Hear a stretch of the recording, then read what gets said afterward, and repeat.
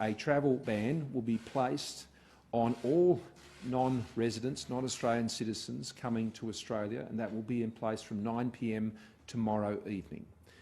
We have already seen a very significant reduction in the travel to Australia by non-citizens and residents. It's about a third of what it normally would be at this time of the year, and we've seen reductions even in the last few days when we put in place the bans which required people to self-isolate for 14 days. Now, for Australians, of course, they will be able to return, and they will be subject, as they already are, to 14-day isolation upon arrival back in Australia.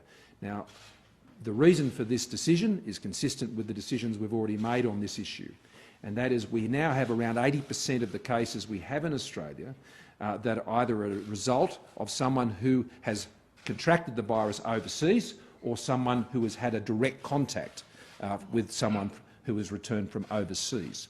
So the overwhelming proportion of cases in Australia have been imported.